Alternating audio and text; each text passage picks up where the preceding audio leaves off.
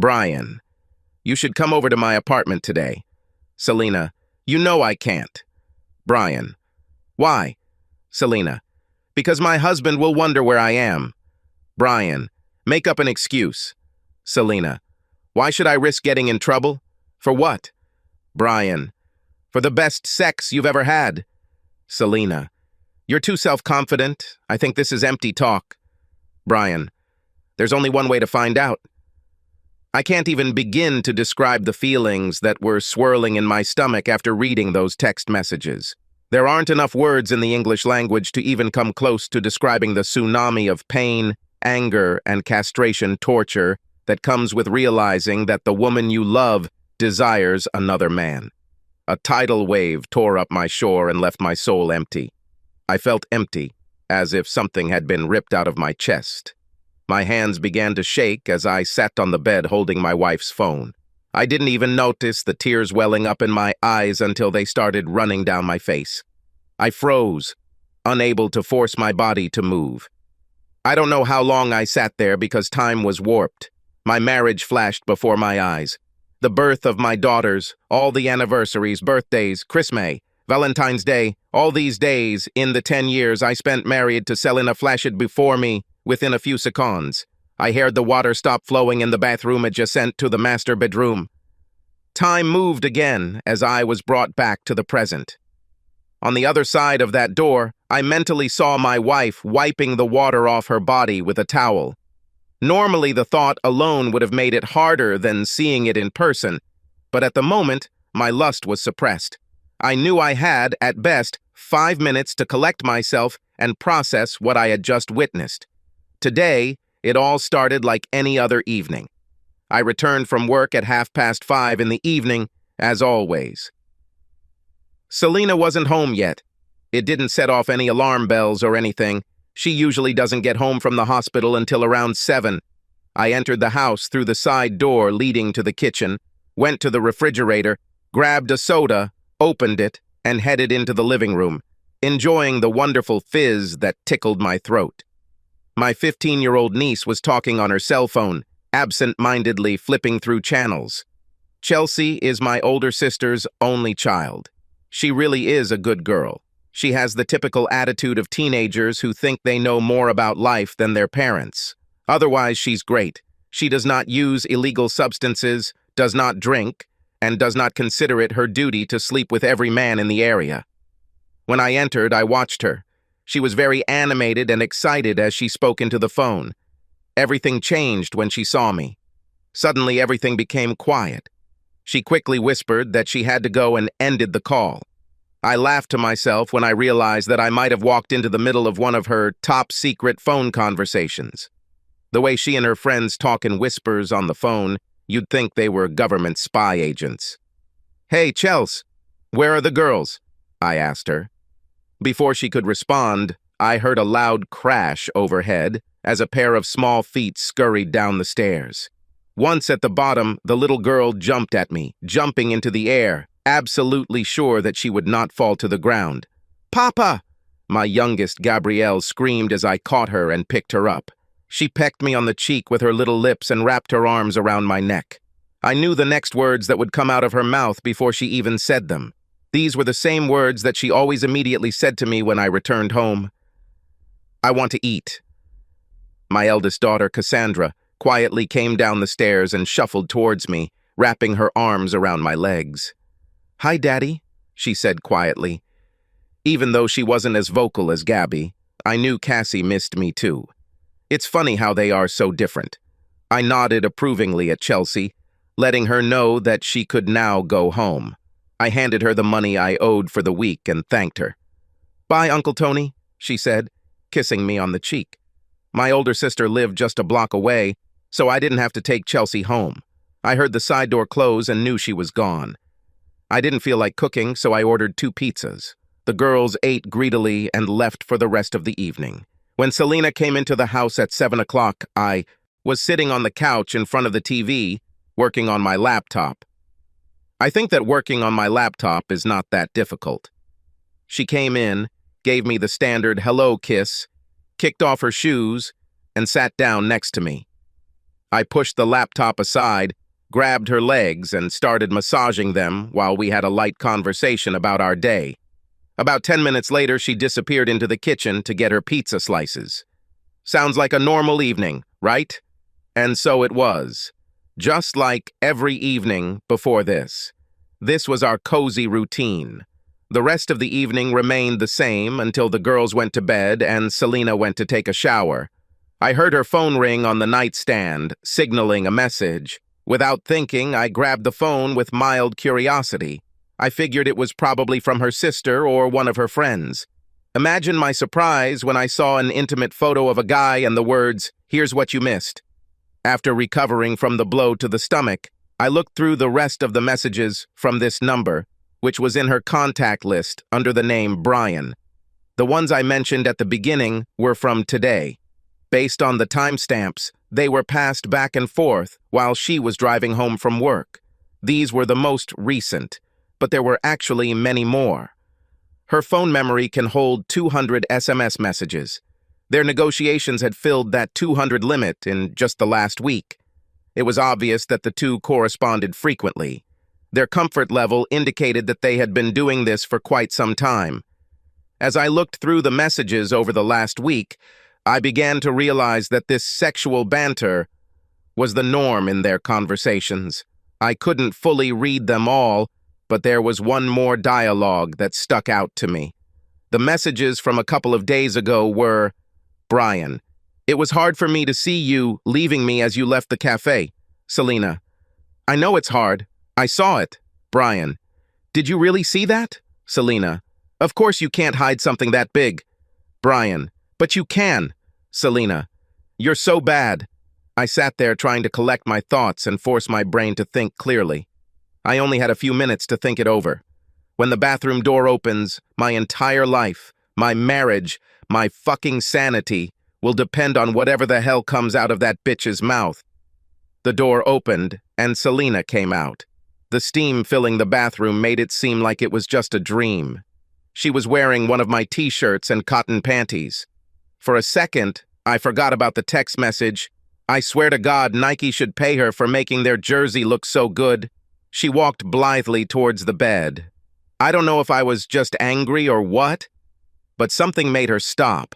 Her eyes widened, and a look of horror appeared on her face. Her mouth was open in shock. I realized that she was not looking at my face. She looks at my hands, more precisely, on your phone in my hands. We remained in gloomy silence until the reality of our situation settled in the room. She realized that I knew everything. Neither of us said a word. I looked into her eyes and saw them darting from the phone to my face. There was no mistake in what was on my mind. Since she wasn't going to say anything, I decided to start. I just threw out the bait with the most obvious question. "Selena, who is Brian?" The question sounded surprisingly calm even. I even seemed calm. It was a complete contradiction to how I felt. It hung in the air as her lips trembled. It's just a guy I work with." "Why are you asking? Why?" Did this bitch just ask why?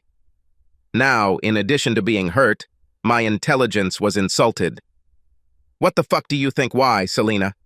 I spat at her. The calmness disappeared, replaced by a voice full of amusement and venom. I didn't exactly shout, but the harsh tone let her know that the ice she was standing on was paper thin. "There's nothing special about him. He is just a nurse working with me." She still didn't move from her place. She stood tense and motionless. Her face told me what was going on inside her. It told me about her fear and guilt. I chuckled. "Nothing special?" I repeated sarcastically. I stood up and walked around the room with the phone in my hand. "Nothing special." As I paced back and forth, I felt anger rising within me. It bubbled in my stomach. I felt it rising in my throat like vomit. It was white hot and began to consume me. Finally, before I realized what I was doing, I threw the phone as hard as I could in her direction. I didn't try to hit it. I swear to God it's not like that. I didn't mean to throw the phone at her. Well, maybe only subconsciously. I was very angry. Luckily for both of us, It flew past her and hit the wall behind her. When he finally landed on the floor, he was broken into 3 pieces. She looked at her broken phone again and then turned to me. For the first time in her life, she looked at me with genuine fear. Baby, you need to calm down. Tony, we need to talk before you do something we'll both regret, she said in a pleading voice, holding her hands out in front of her. She slowly backed away from me, defensive and looking like a child about to get a spanking. Selena, you better stop fucking lying to me and start talking. Who is Brian? I asked again. I emphasized every word in the question, closing the distance between us.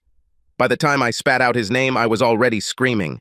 She recoiled in fear and burst into loud sobs. I did not console her. I stood silently, looking at her, waiting for an answer. If she's afraid of me, that means she's a lot smarter than she was when she sent messages to that asshole. I'm not lying, she said between sobs. He's a nurse working with me on my floor. I noticed that she very opportunely decided to exclude the statement "nothing special" from her answer. I took a step back and sat on the bed. I had to take control of myself. I was shaking with rage. There's no way I'll get answers that way. I took a deep breath, closed my eyes, and pinched the bridge of my nose with my thumb and forefinger. In the background, I could hear Selena still crying. I collected my emotions and took back control of the conversation. After a few seconds, I decided to try a different approach. Are you sleeping with him? I asked. My voice became even again. After hearing the question, it took her a few seconds to stop crying. She looked at me with eyes full of tears when these words reached her. Then I saw the look of disbelief on her face. Oh my God, no, I am not sleeping with him. The words came out of her mouth with disgust, as if they tasted bad. She even had the self-control to look at me incredulously, as if I was delusional in asking her this. I studied her reaction. She seemed genuinely shocked by my question.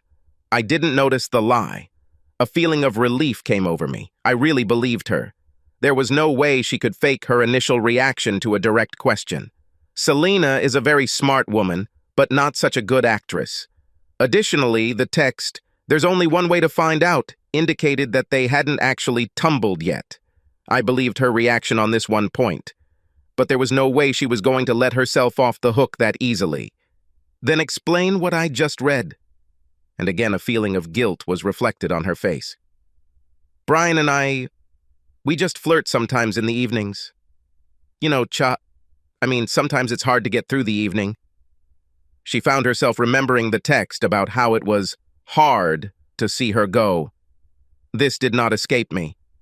It just helps the evening go faster. It's completely innocent. It doesn't mean anything. Selena, if everything is so innocent, then why did he invite you to come to his house for the best sex you've ever had? As soon as these words left my lips, another terrible thought came into my head. Are you telling him about what we do in the bedroom? Are you sitting with him and throwing mud at me? And again an expression of disbelief appeared on her face. Then she ran up to me and grabbed my hand. Baby, no, I will never disrespect you like that. Please, you have to believe me. Words poured out of her, begging her to be believed. She kissed my hand and placed it on her cheek. I felt her tears on my palm. Please, Tony, I'm really sorry.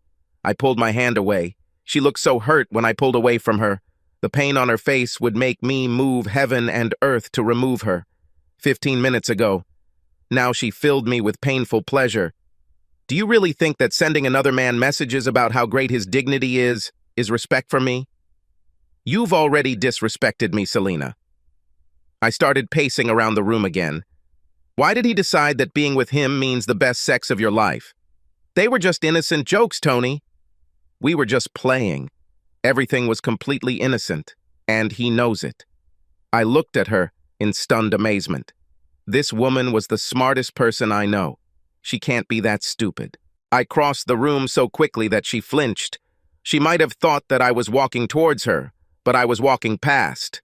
I picked up 3 pieces of her phone and saw that the only thing that had fallen apart was the battery compartment. I prayed to God that the phone would still work.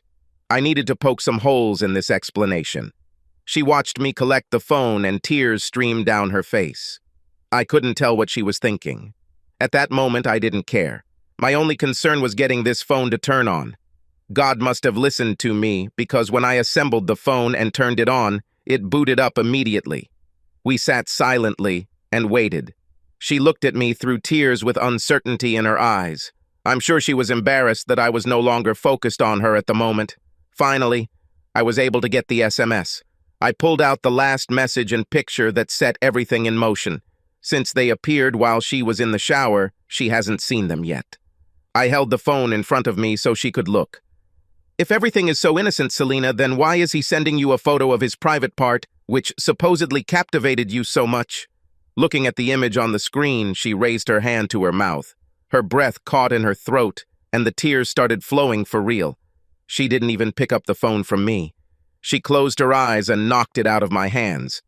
I don't want to see this anymore. Get this away from me, she shouted, running out of the room. I sat down on the bed again and thought, well, she didn't sleep with him. I believe that. But because of this, I still couldn't feel good.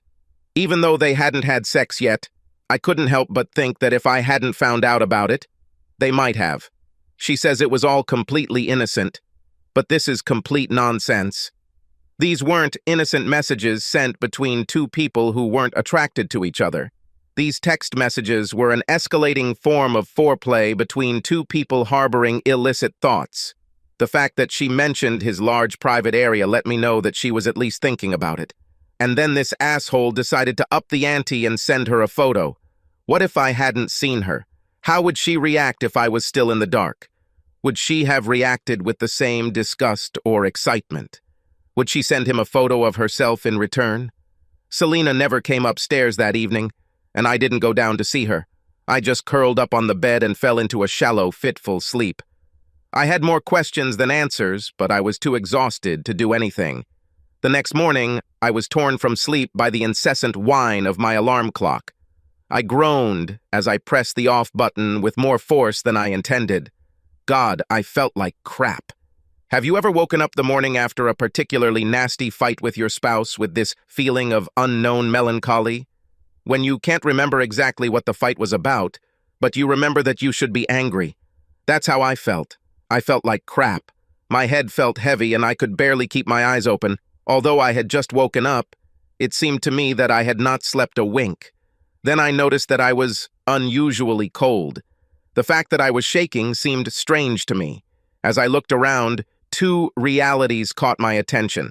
First of all, last night when I went to bed, I didn't even get under the covers. Second, Selena did not sleep in bed last night. It was not unusual that by the time I got up in the morning, Selena was gone. Her schedule was a little busier than mine. She worked 10-hour shifts 4 days a week at the hospital. There were no predetermined days for her work. Her schedule depended on the floor manager and had to be checked daily. She had to be there at 8 in the morning and work until 6 in the evening. Before finishing her shift, she had to hand it over to the shift nurses, rarely leaving the hospital before 6:30 in the evening. However, the fact that she was not with me was not unusual. What was unusual was that her side of the bed was unusually cold and untouched. Even when she left me for work, her warmth remained there. The sheets had a wrinkled look that let me know that this place had recently been occupied by my loving wife. It was something like an unspoken promise of her return. She left, but only for a while. Like I said, I couldn't remember exactly why I was supposed to be upset. That is, until he saw her phone on the floor. It lay in the same place where it had fallen last night, having been knocked out of my hands by her when she ran out of the room in tears. Suddenly, memories of the previous evening came upon me, flooding in with crystal clarity. This terrible picture was imprinted in the cortex of my brain. It is unlikely that I will ever forget her. And again, the same tornado that was spinning in my stomach the previous evening was raging inside me. I thought I was going to throw up, but there was nothing in my stomach that could be thrown up. I slowly got out of bed and forced myself to push these thoughts away. I was behind on my morning routine. You see, we usually have a morning routine. They're like cogs in a well-oiled machine. After years of improvement, it is now so flawless that it practically works on its own. To begin with, I woke up the girls every morning. In fact, I woke them up 10 minutes before it was time for them to get up. I thought this was the grace period they needed to be more efficient in their preparation.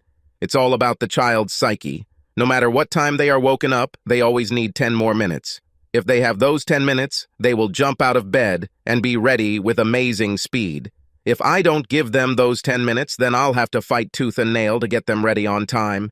They drag their feet, whine, and complain about how tired they are. Since I started waking them up 10 minutes earlier, they were no longer distracted. They felt satisfied to have extra minutes, not knowing that they actually didn't have any. And we are all happy. Since Selena left before me in the mornings, the job of getting them ready for school became mine by default. However, I didn't mind. I still had to get up at this time because I was leaving for work right after their bus. As soon as the girls got up, all three of us got ready at the same time. As soon as everyone was ready, we went down to the kitchen together to have breakfast. Breakfast usually consisted of cereal for the girls and coffee for me. As a rule, Selena has already cooked it when preparing it for herself. She brewed a whole pot of coffee, knowing that soon I would need it too. As I said before, gears in a well-oiled machine. The routine practically moved on its own. This morning was no different, except, of course, for the heart ripped out of the chest. But the show must go on. Once I got up and started everything, I went back to my room to get ready for work. I was operating on autopilot. I did what I did every morning, almost without thinking. Honestly, I'm surprised I was able to get fully dressed. Things went swimmingly. The girls and I were dressed and headed downstairs to the kitchen. That's when we got our surprise, and it reminded me that this morning was unlike any other. My wife was sitting at the table with a cup of coffee in her hands. We all stopped, surprised. The fact that my wife had never been here in the morning made this morning anomalous. Even on days when she didn't work, she still snored upstairs. So, seeing her sitting at the table was something that made it clear that this morning was not as standard as all the others. The second surprise was how she looked. Her eyes were red and swollen. Her hair was a mess. She was pale, and her face was stained with tears. She looked like she hadn't slept a wink all night. "Mommy?" Cassie said the word as if it were a question. Selena's appearance was alarming. These were no longer the mother and wife we were used to. Selena was always collected. She always controlled herself. This shell of a woman was an aberration. It was as if Santa Claus was smoking a fat cigarette behind the shopping center during his break. Cassie couldn't help but notice that something was wrong. Selena looked at our confused faces and quickly came to her senses.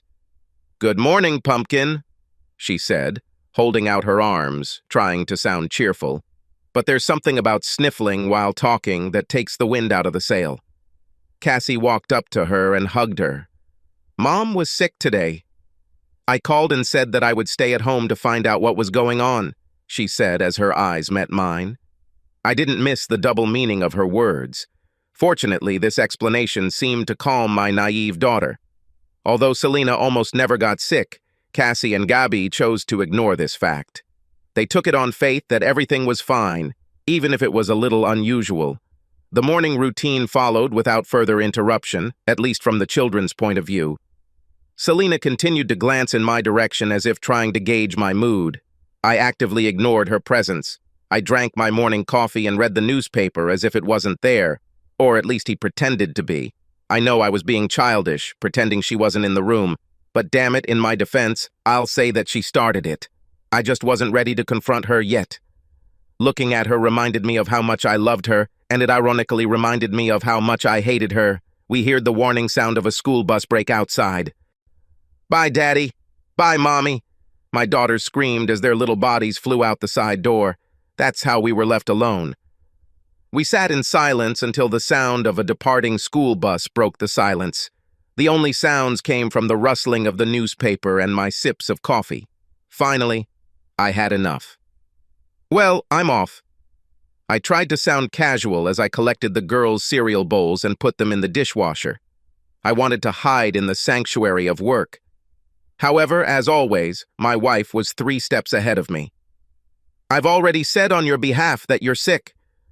I told Tom you had a fever and had been throwing up all night.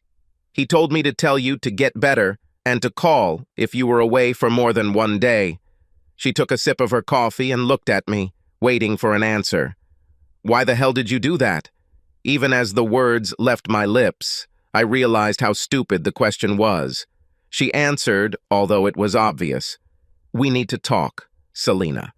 How could I get myself into this shit? Damn it, Brian. Do you really have the nerve to send me an intimate photo? I think I need to fill in some gaps here. This may provide a better understanding of how we got to where we are now. I'm about 65 meters tall. I'm not going to tell you my weight. Let me just let you know that I am very athletic and have been since I was in high school. I have always kept myself in good shape. All my life I've always been considered a pretty chick. I have dark brown hair, green eyes, and an olive complexion. My breasts are quite average and my waist is thin. My hips curve and drop down, becoming two-toned, muscular legs. My ass, which most men seem to like, sticks out behind me like a teasing dome. It's not the big classic butt you see in porn or rap videos, but it is round and graceful. I played most of the sports my school allowed girls. I was even a cheerleader for a while. My favorite sport was football. Participating in so many events has made popularity a normal way of my life. It didn't hurt that most guys lusted after me. So, being as athletic and quite good-looking as I am, I've always been attracted to athletic guys. Sorry, guys, but that's just how the universe works. Hot girls love hot guys. I've never been into larger-than-life guys like the Hulk, but the abs and tall, lean figure would make me wet in a matter of seconds. Unfortunately, God has a sense of humor. In creating guys like that, I think he had to create some sort of balance. Guys in such a pretty package usually turn out to be self-centered jerks who can't be satisfied with just one woman. No matter how much you do for them, they are always looking for more, or at least more variety. Oh, trying to get into your mini-skirt, they all smile and compliment you. But as soon as he gets what he wants, this nice guy disappears and is replaced by his stupid twin. So when I got to college, I naturally started dating athletes. If you are not an athlete, then I was not interested. I quickly discovered that behind all those jumping shots and landings were egos the size of Kanye West. I went through college dating one asshole after another until I finally settled with guys. I even tried to become a girl lover, but it didn't help. One drunken kiss during a game of Truth or Dare made it clear that I needed a man to get horny. By my senior year, I had completely stopped trying to find anyone. I focused on studying and maintaining my grades. I wanted to create a community of the best students. It would basically coincide with the top list of the dean's office, only for nurses. It would increase opportunities when applying for nursing jobs straight out of college. But then fate intervened in the form of a blind date. My roommate Chandra met a guy online, and he wanted to meet her in person. For several months, they chatted and sent each other photos. After she sent him a bikini photo, he said he needed to meet her face-to-face. Naturally, being cautious, she didn't want to go on the first date alone and told him that she would have to bring her single friend because she was going through hard times and couldn't stand being alone. Being thoughtful, the guy replied that he would also bring a friend. This way, the poor, lonely girl will have at least some company. This would give them some time to get to know each other. The lonely friend she wanted to bring with her was me. Of course, this whole story was complete crap. We didn't have any special plans, and I would have been more than happy to have a rare, quiet evening to myself. I didn't even know about the meeting until she asked me to come with her, after she told this guy that I was coming. After much persuasion and pestering, I finally agreed. I was not happy about this evening. I had an exam in a few days, and I wanted to study a little. Luckily for her, I respected the girl code and didn't want to leave her. I decided that we would meet these guys, eat for free, and have an excuse ready if she wanted to escape a terrible evening. Arriving at the cinema, we looked around until we saw the guy she was waiting for. When I saw him, I understood why she was so eager to meet him. He was exactly the one I would have chosen. Tall, tanned, and well-built. On the other hand, his friend was someone I wouldn't even look at. Yes, he was an average nice guy, but still average. I had no doubt that he was capable of making some girl happy, but not me. I don't want to say I was out of his league, but it's funny how you never think of yourself as a shallow person until you look back. If I saw these two guys standing side by side, and I had to choose between them, I would choose the one who came on a date with Chandra. And how wrong I would have been. I didn't really expect to have a good time. I decided that I would play by the rules, be as nice to my date as possible, and keep him busy long enough for Chandra to reach an agreement. Come to think of it, that was probably his plan too. I mean, at the end of the day, he was only here to keep me company because I was supposed to be taken care of. To be honest, I didn't expect to meet him again. At least that was the plan. But you know what they say about the best laid plans, right? In this regard, Tony became the main obstacle. It only took me 10 minutes of talking to him to decide that I liked him. No, I was not ready to drag him into the bathroom and humiliate myself to a stall. But I liked talking to him. He was so funny. I don't say funny as a stand-up comedian. He was simply witty and easy to talk to. He had a sarcastic humor that was dry and light-hearted, but delivered in a way that wasn't boring. There was something casual about him that drew me into his universe. The conversation with him flowed so easily that I completely forgot about Chandra and her companion. Before I knew it, I told him my whole life story. Speaking of Chandra's boyfriend, did I mention that packaged guys tend to be complete assholes? This one was no different. In fact, I think God went overboard in creating this particular guy. Every sentence that came out of his mouth was full of sexual innuendo. Every time he talked to Chandra, it was like he was making a case for why they should end up hooking up. I looked into Chandra's eyes and realized that this evening was not going at all as she expected. She even signaled to me that it was time to give my excuses for leaving. Her eyes begged me to stop this evening's farce. Unfortunately for her, I was having the time of my life and I wasn't ready to leave yet. I've never felt so comfortable with a guy, ever. So I ignored her subtle hints and left her to my own devices. Damn it, it's her fault I'm even here. In the end, despite all my delays, the evening ended. Chandra's date ended with her heading home, allowing a timid kiss on the cheek and an empty promise to repeat. Tony didn't ask me for my number. I took his phone myself and dialed the number on it. I even made him promise to call me the next day. This was a big step for me. I don't usually set out to pursue guys, so I'm usually not that pushy. I've never had to do this before. But throughout the day, I gave all my subtle signals that I am available, and he showed no signs of reaching an agreement. I was worried that he wouldn't dare open up, so I bypassed normal protocol and made it clear. When that didn't work, I just grabbed his phone and did everything for him. Regardless of whether we ended up together or not, I wanted him in my life.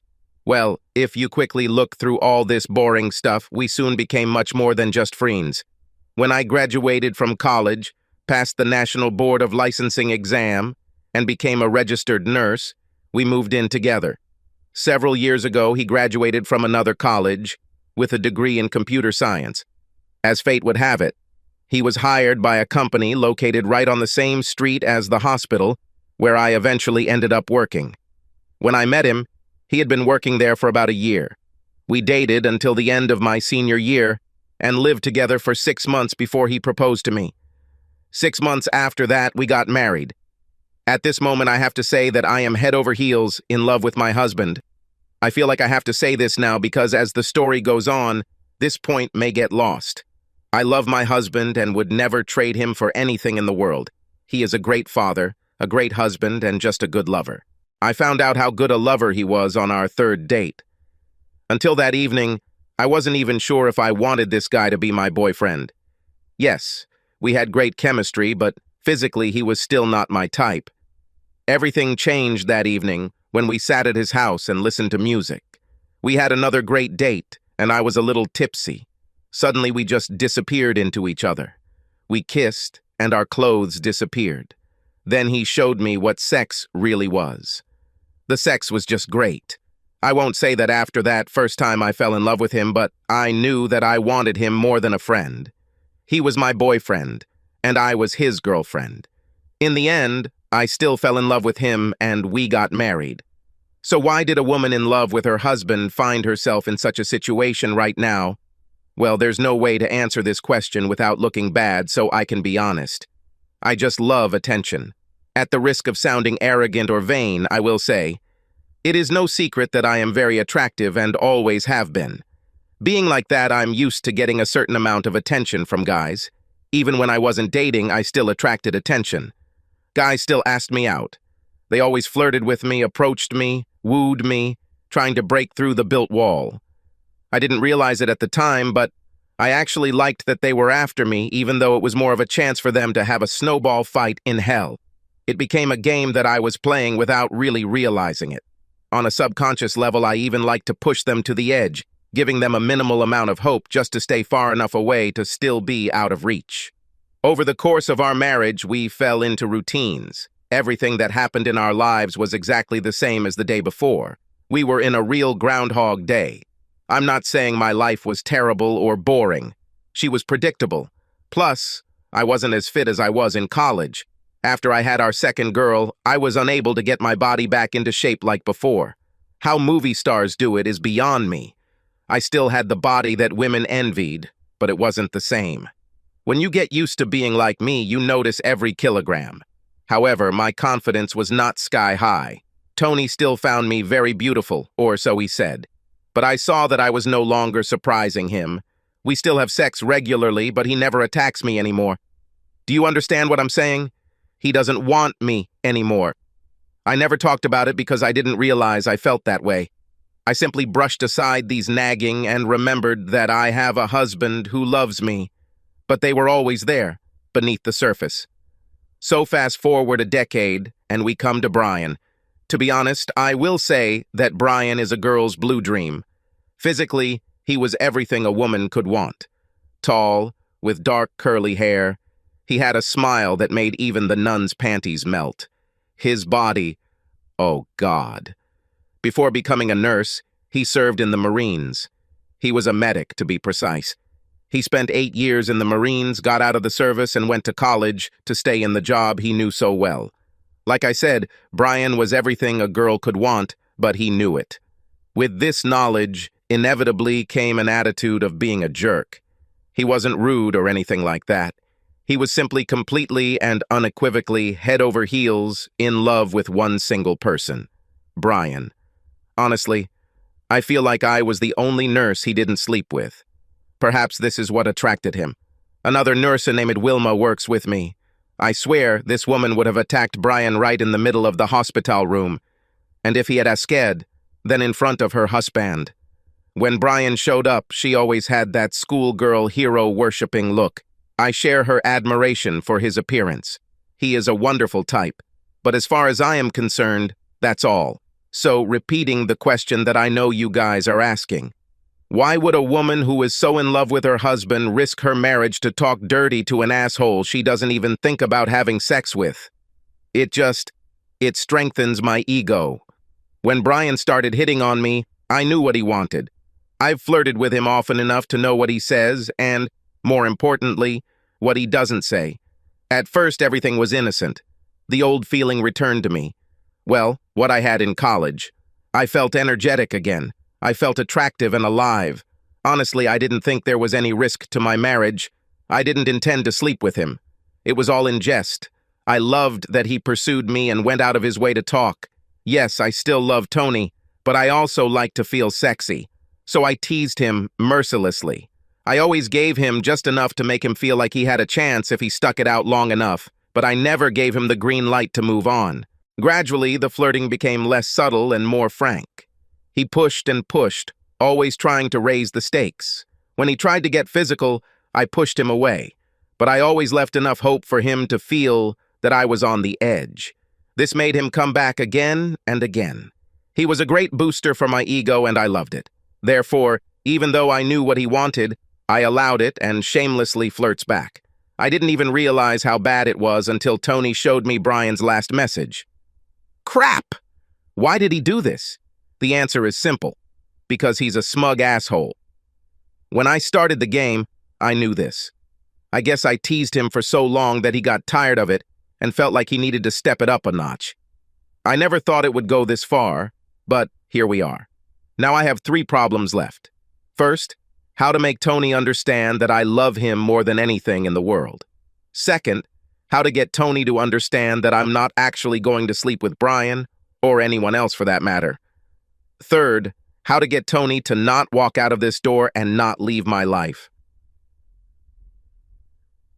Tony.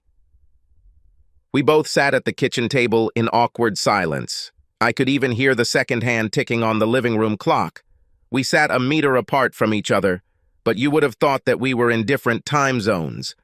Her eyes couldn't meet mine, and I still pretended she wasn't there. I had the feeling that she was trying to probe me. What is true, because that is exactly what I did. It was as if we were 2 boxers circling each other in the ring. We looked for signs of weakness in our opponent, trying to time our attacks. Neither of us wanted to strike first. We wanted to be able to see what our enemy had so we could counterattack effectively. She started first, but if this had been a boxing match, she would definitely have thrown a surprise punch and left me stunned. I thought I knew what to expect from her, but what I got threw me back into my corner. You scared me last night. You really did it. I've never seen you so angry. When you threw my phone at me, I honestly thought you were going to hurt me. No one has ever scared me so much. She fell silent, sniffling, and I saw that she was about to cry. I was afraid to sleep in my own bed, she said in a voice that was barely louder than a whisper. She put her coffee down and wiped her nose with the t-shirt she was wearing. I finally looked at her and my heart broke. No matter what she did, I didn't want her to see me as a monster. I wanted to shake her, but not to the point where she would be afraid that I would hurt her in the middle of the evening. I imagined her cowering on the sofa, flinching at every sound, because she was sure that I would go downstairs to vent my anger. The image made me feel sick and ashamed. I couldn't think of what to say next. To be honest, part of me felt justified in scaring the crap out of her, but at the same time, I was worried about the level of anger that I had. I've lost control. When I threw the phone at her, all I needed was for it to fly a few centimeters to the right. Then this situation would be completely different, maybe even irreparable. I'd go to jail for assault. This would lead to a number of undesirable consequences. I would have lost my job, my family would have lashed out at me, my children would have found out that their parents were not okay, and our marriage would have taken a different shape altogether. Thank God for small miracles. She's not finished yet. She looked into my eyes. Her behavior changed. The fear she had shown dissipated and gave way to determination and determination. I understand that you were shocked and hurt by what happened, what you found. You had every right to be upset. I see it. Honestly, if you had kicked my ass and sent me to my sister, I'd have no one to blame but myself. She paused for a moment to show me the full force of her next statement. But if you ever make me that afraid again? She didn't even finish her sentence, but there was no need to. The look in her eyes conveyed the rest of the message. I still haven't said a word. I didn't have the ones that were supposed to pour out yet. I switched between being the justifiably wronged party and a remorseful husband, regretting hurting his wife. I'm sure she saw this conflict. Her face softened. She reached across the table and grabbed my hands. Her thumbs gently stroked my knuckles. I didn't grab them. Her touch was reassuring and let me know that my outburst last night had not changed her opinion of me. This certainly cheered her up, because she smiled slightly. Then her face changed. It clouded over and became serious again. I want you to know that I had no intention of having sex with Brian. Now it was my turn to look determined. I didn't need to speak to let her know that last statement was complete nonsense. I know that you don't believe me. There's no way I can prove it now. But you have to trust me. I love you too much to ever do that. I would never... That's all she had time to say before I got up from the table and left. I headed upstairs to the bedroom. I don't know why I went there. Hell, I had the car keys in my hand and I was fully dressed.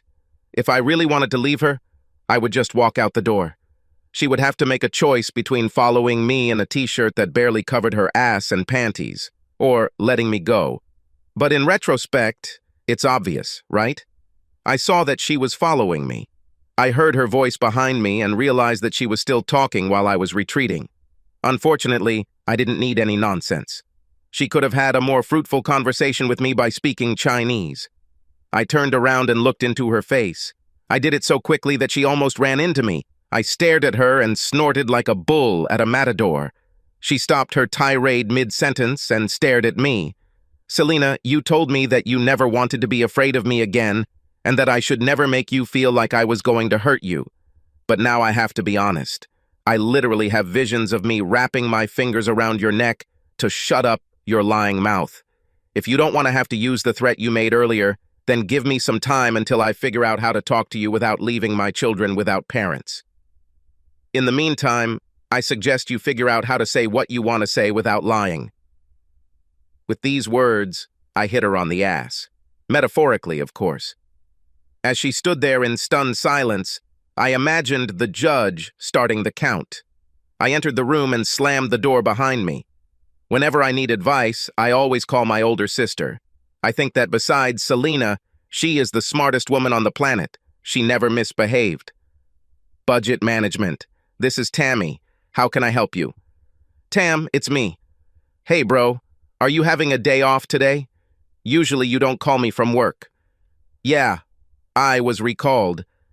We both sat in silence for some time. The consequences of my absence from work were much more serious than one might expect. I never stayed home unless I took a vacation. I didn't take sick leave. One day, I came to work with a temperature of 38.3. So my sister, who knows me almost as well as my wife, realized that something was wrong. "Tell me, Tony, what's the matter?" I spent the next 10 minutes like that. I told her about all the text messages I found. I even told her about the photo. Naturally, I let go of the part of me that tried to decapitate my wife with the phone. She didn't interrupt me until I finished. "So, you talked to her?" "Something like that." "What do you mean, sort of?" "Well, we tried to talk, but then she started lying and everything went wrong." "What did she say when she started lying?" "She said she never intended to sleep with him. She said it was just innocent flirting. He says he loves me. You know, all the things a lying fool would say to cover her tracks." "Lying fool? Wow, you're crazy. Just don't do anything stupid, Tony. You know how you can mess up your character crap." I had to tone it down a little. I still wanted her to be on my side. "What else did she say?" "Well, that's all we managed to find out." "She didn't say anything about him?" "No, we didn't go that far." "Uh-huh." And silence again. "How do you know that she is lying?" "Because this bitch told him how big his private place is. He suggested that she go to his house and come up with an excuse for her idiot cuckold husband. She said she wanted to go to his house. Honestly, I couldn't remember. I grabbed her phone and started looking through her messages. I was a little surprised that I couldn't find a message that gave me concrete proof that she was going to have sex with him. Well, she didn't say it in words, but it can't be that they went back and forth just like that, without the intention of sleeping. Just because I don't see fire doesn't mean it doesn't exist. I see a hell of a lot of smoke and feel a hell of a lot of heat. I took a moment to mentally pat myself on the back for my clever paraphrase of a famous colloquialism. This made no impression on my sister. Cute.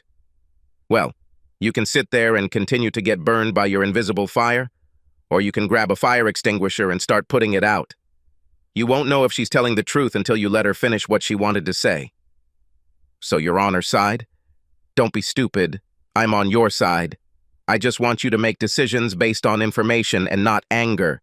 You don't want to make the situation worse than it needs to be. I say pull yourself together and go talk about it. Find out all the information before you act. You want to remain the offended party in this matter. Thus, everything that happens from this moment will be your decision. If you, being the bad guy, give her a trump card that frees her from guilt, things can get out of your control. Of course she was right. That's why I called her, my big sister, my Master Yoda. We talked for another 10 minutes or so. I realized that in order to move on from this place, I had to know the whole story. To do this, I will have to sit down and suffer through this lies and my wife's explanation of what happened. With renewed determination, I hung up and went downstairs. When I reached the bottom landing, I heard squelching noises coming from the living room. When I got there, I saw Selena curl it up on the couch. Lumps of used napkins littered the floor around here. My heart went out to her, but I did not allow my face to thaw. I needed to remain objective. I sat down opposite her on the sofa and calmed down before speaking. She straightened up and looked at me with worried eyes but remained silent and waited for me to take the initiative. I need to understand what I see, Selena. To do this, I need you to stop repeating this nonsense and be honest with me. As bad as it sounds, I need the truth. I was relieved to find that my voice was calm and even a little inviting. I wanted her to feel comfortable enough to tell the truth without fear of me blowing up. She didn't answer, just nodded. I felt a little more confident about where this conversation was going and started with the obvious. Why did you need to send an SMS to a guy with whom you had no intention of having sex? She wiped her nose with a napkin. Because I liked teasing him. Wow, the answer couldn't be more honest. He's so smug. He walks around the hospital as if he could get any woman into bed. It's fun to pull his strings. He is so confident in himself that he constantly seeks out new ones. Sounds plausible enough, but I still felt there was more to it. I dived a little deeper. Are you attracted to him? She hesitated for a moment, and my heart sank, but I didn't say anything. Physically, yes, he is attractive, but that's not enough to make me want to sleep with him. Fine. Not exactly what I wanted to hear, but it wasn't a revelation either. I realized that on some level she was attracted to him. I guess I just asked this question to gauge where we are on the honesty scale. This was definitely a case where she was able to give me the answer I wanted to hear.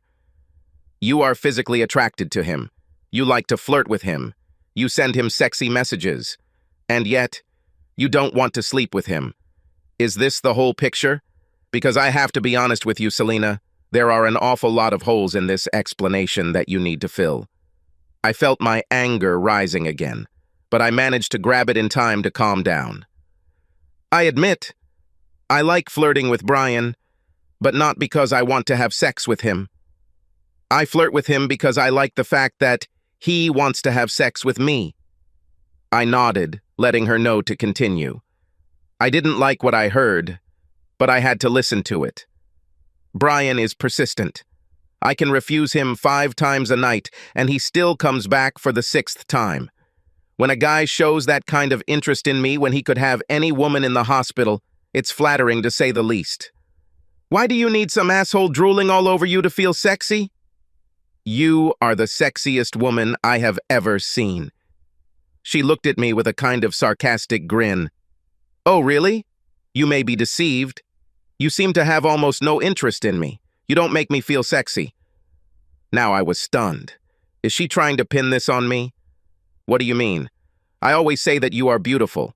I started to defend myself, and this is not at all what I wanted.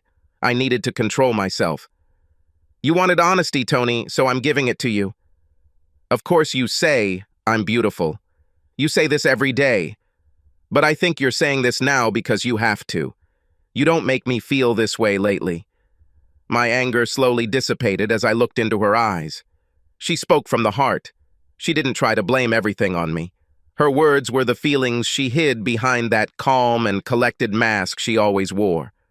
I nodded, indicating that it was okay to continue. Ever since I had girls, I don't feel sexy. I have stretch marks on my stomach, and no matter how much I run, I still have that little cushion on it. I couldn't believe the words coming out of her lips. This woman sitting in front of me was the epitome of sexuality. Every time I look at her, I have to mentally force myself not to attack her.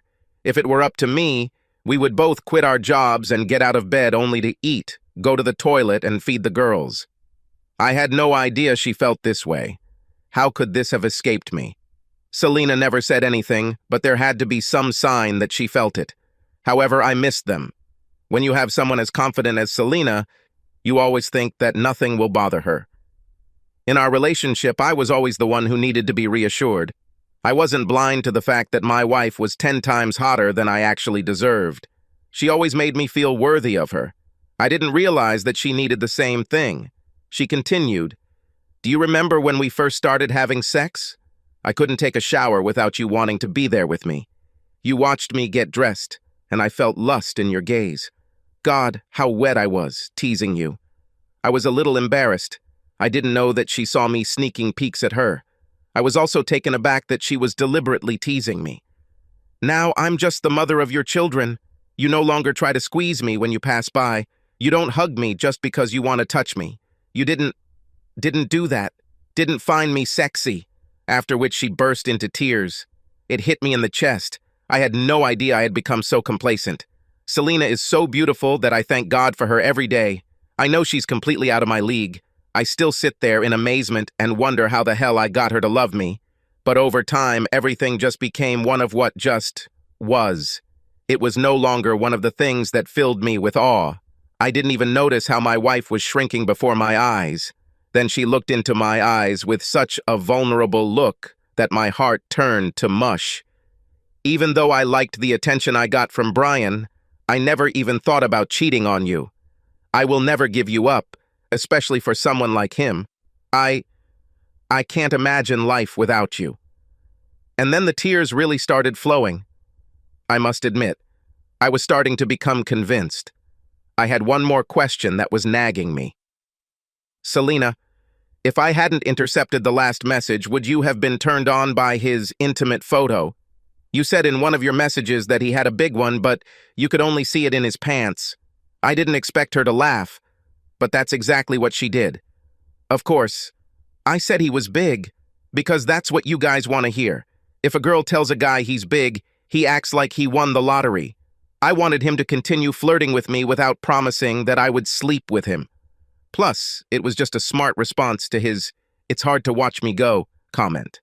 Her laughter stopped, and her face darkened with disgust. I didn't want him to send me intimate photographs. To be honest, I didn't even expect this. But I don't think I should be surprised. She shook her head, trying to get rid of the image. You know, I'm not the kind of girl who likes candid photographs of men and their junkies. I believe that less is more.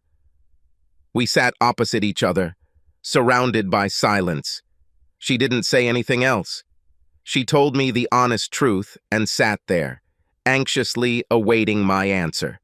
Without saying a word, I stood up, walked over to her, and sat down next to her on the sofa. I hugged her and squeezed her tightly. She just melted into my arms. I held her and rocked her while she cried on my shoulder. I didn't let her go until the crying stopped. I love you, Tony. I love you so much. I will never let another man think that I am free. I promise. I love you too, Selena. We hugged a little more, and then I leaned back and looked into her eyes. You understand that Brian is history, right? I can't guarantee that you will stay away from him at work. I have to trust you on this, but it's better for me not to find his messages on your phone anymore. She laughed again and hugged me tightly. Of course, baby, he's history. While you were upstairs, I called HR and asked if there was another floor where I could be assigned. They told me that they would have vacancies in mind. Then, after thinking, she added, and tomorrow, I will change the number. I would really like to say that everything is back to normal. I tried to forget about Brian and started trusting Selena again. But the more I tried to make everything normal, the more I failed. Selena actually changed her number, as she promised. Over the next 2 weeks, checking her phone became a nightly ritual. However, I gave it up. It was pointless. I didn't find anything incriminating, but was I really expecting something? If she was going to continue her relationship with Brian or anyone else, she sure as hell wouldn't get caught texting again. I had no other way to be sure of her fidelity, other than to trust her. But it was difficult to do this. Even though she didn't cheat, I had to constantly live with the fact that she found other guys attractive. I know it sounds stupid, but when you've been married for 10 years, you forget that your spouse has a working pair of E's and that you're not the only example of a man who makes them take a second look. I have had many conversations with my Yoda, and she has been very helpful. She just helped me get over the hump. I'm not sure I would have been able to put the past behind me if it weren't for her. She talked me out of doing really dark things, I felt the need for revenge and was going to go to the hospital with a crowbar and wait for Brian with his Mustang. I knew it was the one the moment I saw it. He had a bumper sticker that read, "Freedom isn't free," and a decal on his windshield, a pass to a naval base. Luckily, my sister reminded me that Cassie and Gabby wouldn't want to visit Dad in the big house. She asked if I wanted to introduce my family to my new boyfriend because it was a no-brainer that I would be someone's bitch there. I had to laugh. It wasn't until HR finally allowed her to switch floors with someone else that I calmed down. Selena pestered them almost every day until they did this.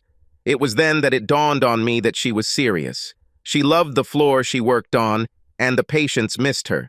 The day before she switched places, they threw a small party for her. But she changed without hesitation. She told me she had no problem working with Brian and never speaking to him again, but she needed me to know that. For my part, I stepped up my game.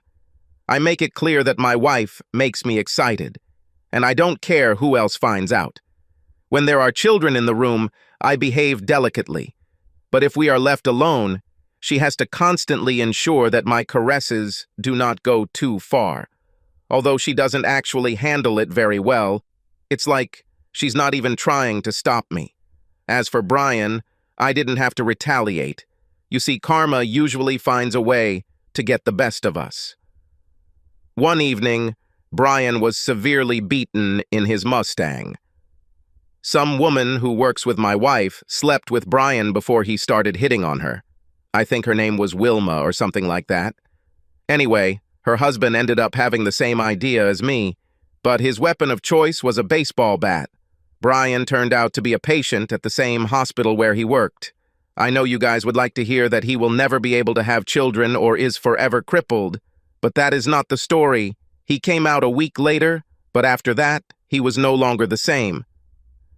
Wilma's husband was arrested and sent to prison. I don't know how much, but I was glad that I had Master Yoda to talk me out of what I wanted to do. I just hope Wilma's husband doesn't become someone's bitch. Tony. Hello, sexy. Selena. Hello to you too. Tony. What are you wearing? Selena. Hospital suit. Tony. Damn, this turns me on. Selena. Take a photo and send it to me. Tony. I thought you said less is more. Selena. That's usually true, but you already have more. Selena. Wow, I can't believe you sent it. I'm so hot now, and when I get home and the girls go to bed, you'll get it all. I hope you ate your cereal. Tony. When you get home from work, I want you to wear this pink lingerie tonight. Selena. Baby, it doesn't fit me anymore. This thing has been too small for me since I got Gabby. Tony. That's why I chose him. Selena. You're so bad. Subscribe to our channel so that your second chaff doesn't cheat on you, and go ahead and listen to the next story, because this story is nothing compared to the next one. If you're under 18, don't even think about listening to the next one.